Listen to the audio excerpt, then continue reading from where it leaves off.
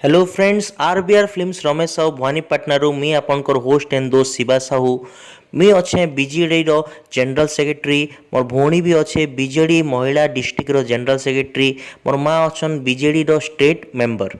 तो फ्रेंड्स मुई बीजेडी रो अच्छे सदाबले मोर कर्तव्य थिबा आमर पार्टी केनता आगे बढ़वा किंतु मोके दिल्ली रे विश्व हिंदू परिषद रो जेनटा कि इंडिया लेवल रो प्रेसिडेंट चंद्र प्रकाश कौशिक जी डाकी थिले मिसबार लगी और हेबार लगी ओडिशा रो हिंदू महासभा रो प्रेसिडेंट किंतु मना कर देली।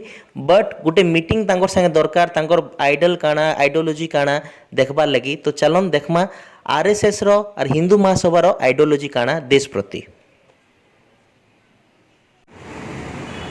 Hello friends RBR films Ramesh Sahu भवानीपाटनारू मी शिवा साहू एबे आमे अछु हिंदू महासभा ऑफिस ने आमे भेटबार आइछु हिंदू महासभा रो प्रेसिडेंट चंद्र प्रकाश कौशिक जी। तो चलन भेटमा।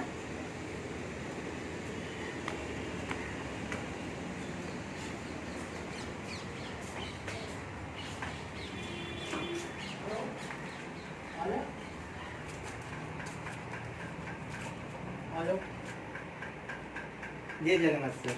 जय जगन्नाथ जय जगन्नाथ जय जगन्नाथ सर। जय जगन्नाथ। आइए बैठो। तो फ्रेंड्स तांके किछि परिचय रो दरकार नहीं से हिंदू महासभा रो प्रेसिडेंट चंद्र प्रकाश कौशिक जी और तांके भी किछि परिचय रो किछि दरकार नहीं दारा सेना रो प्रेसिडेंट मुकेश जैन जी।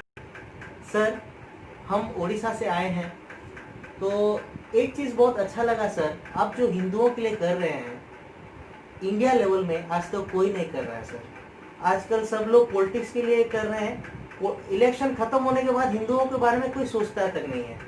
सर आपके लिए इतना कठिन काम कैसे आप कर पाते हैं सर? देखो मैं अखिल भारत हिंदू महासभा का राष्ट्रीय प्रेसिडेंट हूँ और हम जो लोग हैं वो सावरकर के उपासक हैं, सावरकर की विचारधारा पे चलते हैं। और अगर सावरकर को आपने स्टडी किया होगा तो जब वो काला पानी की सज़ा भुगत रहे थे तो एक दिन अचानक इतनी यातनाएं वो सहते थे, इतनी यातनाएं सहते थे कि उनको एक दिन लगा कि इस यात्रा सहने से तो अच्छा मर जाना है। लेकिन नहीं, फिर उनके मन में आया कि अगर ऐसे मैं मर जाऊंगा यात्रा सहते सहते या काला पानी की सज़ा में तो ये एक हमारे नौजवानों को संदेश गलत जाएगा, इसलिए मुझे जिंदा रहना है। जब तक मेरी सांस है, जब तक मेरे शरीर के अंदर एक लहू का खतरा है, मुझे जिंदा रहना है और मुझे जिंदा रहकर देश को आज़ाद कराना है। ऐसी उनकी भावना आई और एक नया उत्साह उनके अंदर आया, चिंता नहीं की।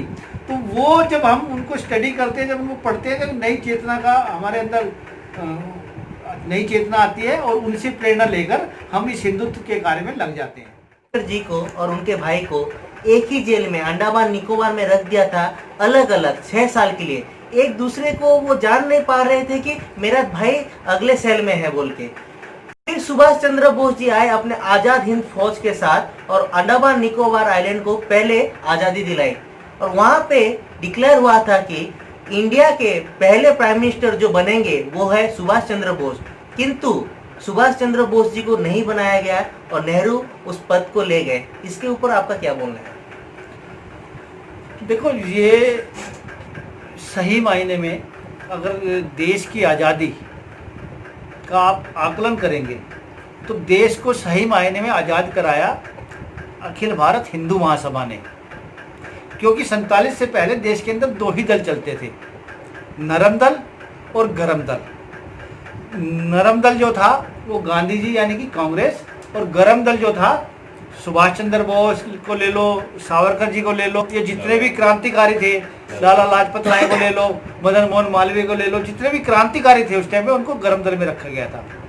मैं उल्टा आपसे ही एक क्वेश्चन करता हूँ, आपकी जेब में एक पेन है, मैं आपसे प्यार से मांगूँ कि आप दोगे?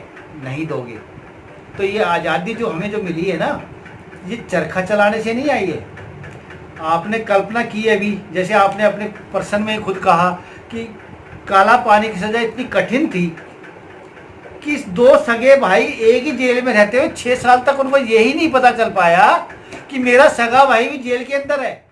कोल्हू का जो तेल जो निकलता, नारियल का तेल निकलता था, बैल की जगह सावरकर जी को जोता जाता था। रही सुभाष चंद्र बोस की बात, तो सुभाष चंद्र बोस जी जो थे वो एक महान क्रांतिकारी थे, उनका पहला हक बनता है देश के ऊपर। और उन्होंने एक अभियान स्टार्ट किया था कि देश में जितने भी अंग्रेज हैं और उनकी जो मूर्तियां लगी हुई हैं उनको तोड़ने का। और जब ये सावरकर जी को पता लगा, उन्होंने सुभाष चंद्र बोस को बुलाया कि ये कार्य मत करो, इसके कार्य करने से हमें देश की आज़ादी नहीं मिलने वाली है। आप एक चिट्ठी लिखी उन्होंने रंगून के लिए कि आप यहाँ से निकल जाइए। और उस टाइम पे द्वितीय विश्व युद्ध चालू हो गया था, और आप फौज में भर्ती होइए और एक अपनी फौज संगठित कीजिए। आपकी जो फौज होगी वो जीते या हारे उससे कोई मैटर नहीं है, लेकिन आपके पास एक संगठित फौज हो जाएगी जिससे हम देश को आज़ाद करा सकते हैं। और सुभाष चंद्र बोस देश से निकल गए सावरकर जी के कहने से, और उन्होंने आज़ाद हिंद फौज को गठित किया। और उसी आज़ाद हिंद फौज की वजह से सबसे पहला देश के अंदर जो तिरंगा लहराया वो सुभाष चंद्र बोस ने 1939 में लहरा दिया था। आज़ादी तो जब ही हमें मिल जानी चाहिए थी, लेकिन आज़ादी मिली है सुभाष चंद्र बोस से, आज़ादी मिली है भगत सिंह के अपने प्राण देने से, आज़ादी मिली है सावरकर की कल्पनाओं से, सावरकर के विचारों से। तो फ्रेंड्स अपन देखले तो आरबीआर केते आके गला ना, हेंता का हमें बहुत गुड़ा सेलिब्रिटीज के आपन के इंटरव्यू करे। आपन प्लीज लाइक करन, सब्सक्राइब करन आरबीआर फिल्म्स रमेश और भवानीपटना के।